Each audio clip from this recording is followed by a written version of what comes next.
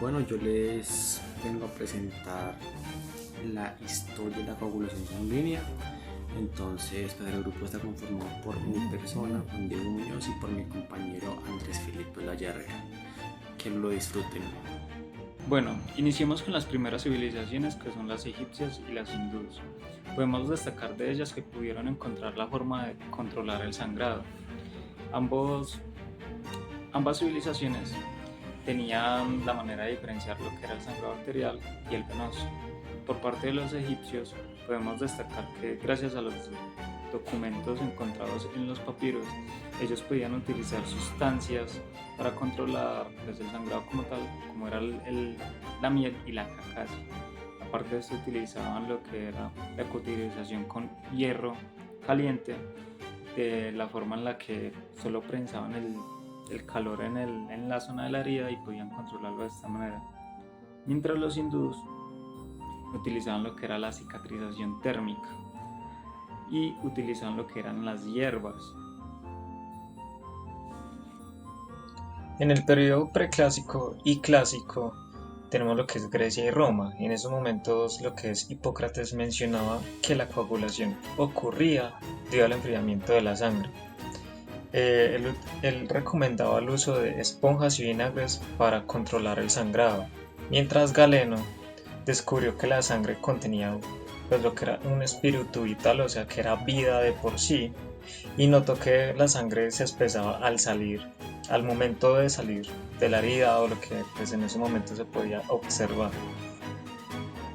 Continuamos con Avicena, que escribió el libro de Canon de la Medicina, el cual destacaba la manera pues, de controlar el sangrado o detenerlo, pero aparte de eso también escribió lo que era una clasificación de órganos, como los órganos calientes, los órganos secos y los órganos con humedad, destacando cada uno de ellos lo que es los pulmones, el cabello y también el corazón. Aparte de Avicena, en la Edad Media se destacó porque utilizaban la medicina europea, destacando así lo que eran los barberos cirujanos, utilizando vendajes impregnados con anticoagulantes como era la clara de huevo y la corteza de árboles. Bueno, el siguiente periodo es el periodo de la protombina, que va desde el siglo XVII hasta el siglo XIX. Entonces aquí hay varios descubrimientos importantes, como lo son el de William Harvey, que descubrió la circulación sanguínea estableciendo las bases para entender el flujo sanguíneo. Entonces es realmente importante porque gracias a estas bases podemos desarrollar muchos más descubrimientos sobre la hemostasia. Después tenemos los descubrimientos de Jean-Louis Prevost y Jean Baptiste, que descubrieron que la coagulación no es exclusivamente un fenómeno externo.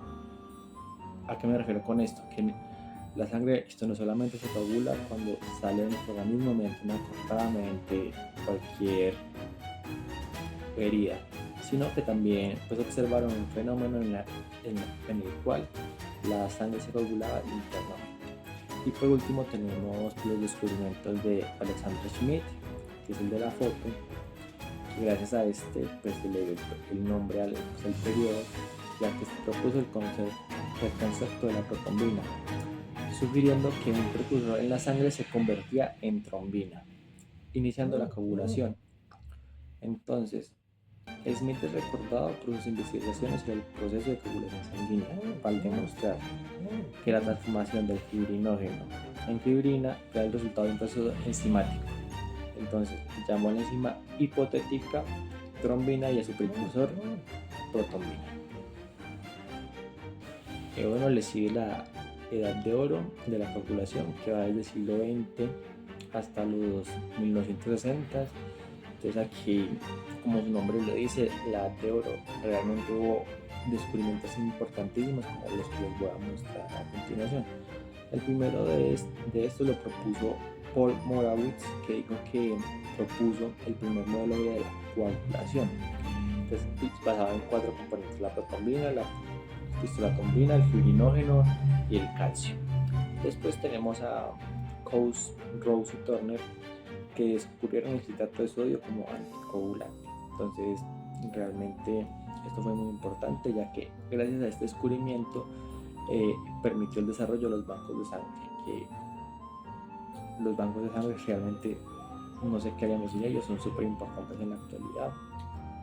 Entonces fue realmente importante este descubrimiento. Y después tenemos la warfarina, que la warfarina también es un anticoagulante del proceso oral, y gracias a este descubrimiento se pueden iniciar tratamientos a enfermedades trombóticas.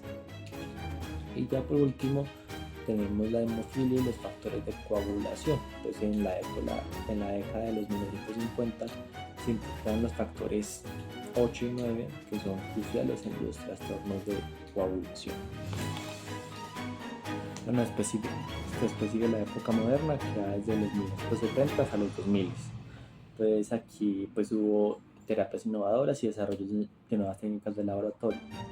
Una de ellas fue la cascada de coagulación, que se descubrió pues, en la década de los 1960 hasta los 70, y propuso el modelo de vía intrínseca y extrínseca de la coagulación, ya que anteriormente se había descrito que la coagulación no era un fenómeno estrictamente cuando la sangre salía de alguna herida, sino que también ocurría en nuestro interior. Entonces se propusieron estos dos modelos. Después tenemos las terapias con factores 8 y factor 9, que perfeccionaron aún más los tratamientos contra la hemofilia. Después tenemos el descubrimiento de la proteína C y S, que son reguladores muy importantes de la coagulación. Y por último tenemos la trombosis y fibrinólisis, que se comprendió el papel del plasminógeno y la plasmina en la disolución de coágulos. Entonces, sí, eso es como las principales desarrollos, técnicas o terapias de esta época moderna. Bueno, ya por último tenemos la época actual, que va desde los 2000 hasta la actualidad, que realmente gracias a los avances tanto en biotecnología como en medicina, pues la hemostasia claramente es un campo en constante evolución. ¿A qué me refiero con esto? Que realmente la hemostasia, pues, como todas las ciencias, se han visto beneficiadas debido a nuestros avances tecnológicos. Entonces, todos nuestros avances pueden ser los nuevos anticoagulantes, que hay los inhibidores directos de la trombina, como el dabigatran, y del factor XA, como el rivaroxaban y el apixaban, que tienen menos efecto que el primer anticoagulante conocido que se le dio nombre, que fue la warfarina. Después tenemos la terapia génica en contra de la hemofilia, que según diversos ensayos clínicos se ha demostrado la posibilidad de curar la hemofilia pues con esta terapia. Ya después tenemos la hemostasia del COVID-19, que se demostró que el SARS-CoV-2 afectaba el proceso de coagulación. Entonces, pues obviamente esto aumentaba el riesgo de trombosis en los pacientes con este virus.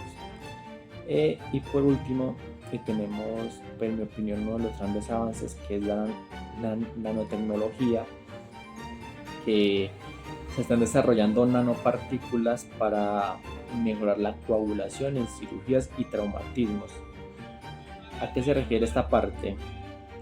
Que si en una cirugía el paciente necesita más sangre normal, ya sea por una falla en la cirugía o porque simplemente el sangrado es mucho, gracias a estas nanopartículas pues el paciente va a mejorar lo que es la coagulación, necesitando un poco menos de sangre de lo normal.